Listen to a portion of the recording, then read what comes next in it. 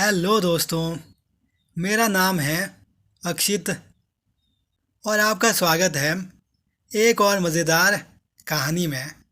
तो जो आज की कहानी है वो है दर्जी की सीख। कि आखिर दर्जी ने क्या सीख दी होगी? क्या दर्जी भी कोई सीख दे सकता है? तो मैं कहना चाहूँगा कि दर्जी भी बहुत सीख देते हैं। मैं आपको एक एग्जाम्पल के माध्यम से यह समझाने की कोशिश करता हूँ। मान लो कि आप बाल कटाने एक दिन किसी नाई की दुकान में गए और उस नाई ने आपके बाल बड़ी उठपटांग तरीके से काट दिए। जिस प्रकार से आपने बाल कटाने थे उस प्रकार से उस नाई ने आपके बाल काटे ही नहीं। तो आपके पास लास्ट ऑप्शन यही बचता है कि आप अपने सारे बाल कटवा दो, कि आप टकले हो जाओ। तो अब आप लोग बोलेंगे कि इस एग्जाम्पल से हमें क्या सीख मिली? तो मैं आपको बताता हूँ कि इस एग्जाम्पल से हमें यह सीख मिलती है कि हमें कभी भी उस नाई की दुकान में बाल कटाने नहीं जाना चाहिए। जिस प्रकार इस बार उसने हमारे उटपटांग बाल काटे हैं, क्या पता वो आगे भी हमारे ऐसे ही उटपटांग बाल काट दे। इसलिए उस नाई के पास जाने से पहले 100 बार सोच लेना।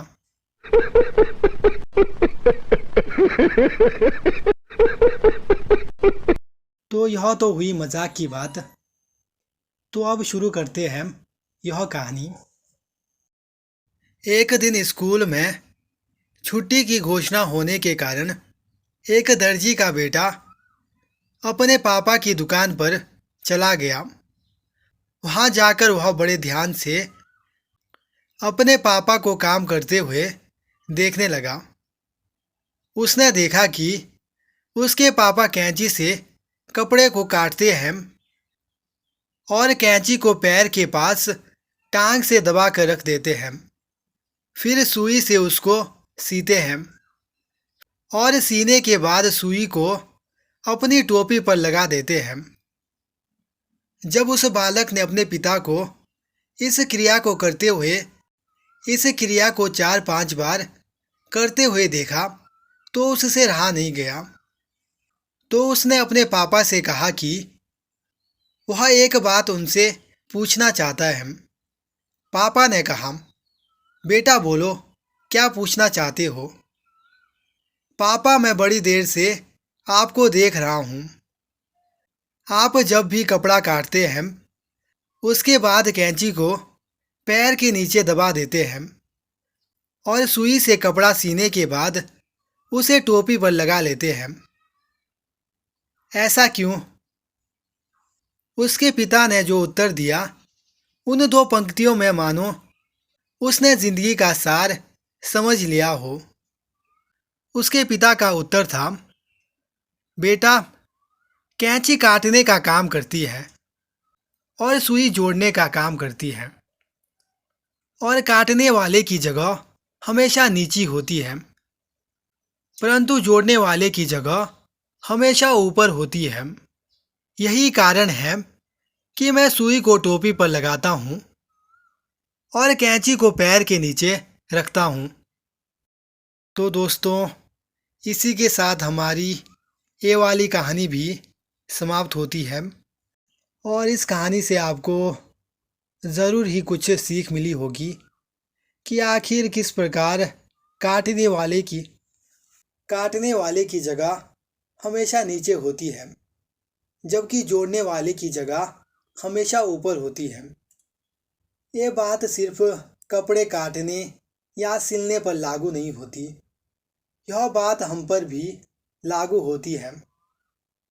क्योंकि जो इंसान रिश्ते और दोस्ती वगैरह जोड़ने का काम करता है उसका स्थान हमेशा ऊपर होता है, जबकि कोई व्यक्ति अगर रिश्ता और दोस्ती तोड़ने में विश्वास रखता है तो उसका स्थान हमेशा नीचे होता है।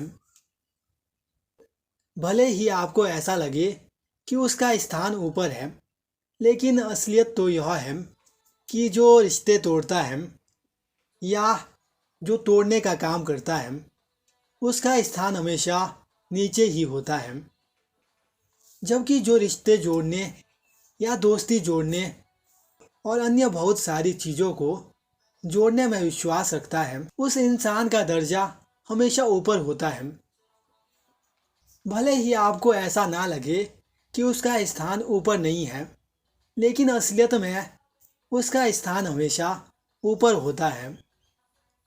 बाकी आप लोग समझदार हैं और आप लोग शायद अच्छे से समझते होंगे कि आखिर किसका स्थान नीचे होता है और किसका स्थान ऊपर होता है। यह कोई फिक्स रूल नहीं है कि उसका स्थान नीचे होता है या फिर उसका स्थान ऊपर होता है। इस चीज़ की पहचान आपको खुद करनी पड़ती है। कहीं ना कहीं वक्त के साथ इस चीज़ की पहचान इंसान को आसानी से हो जाती है। बस देरी होती है तो उस बात को समझने में कि हमको उस बात को समझने में कितना टाइम लगता है और हम उस बात को कितनी जल्दी समझ जाते हैं। बाकी आप लोग समझदार हैं और आपको ये वाली कहानी भी अच्छी लगी होगी। और मैं मिलता हूँ आपसे एक और मज़ेदार कहानी के साथ। तब तक के लिए धन्यवाद।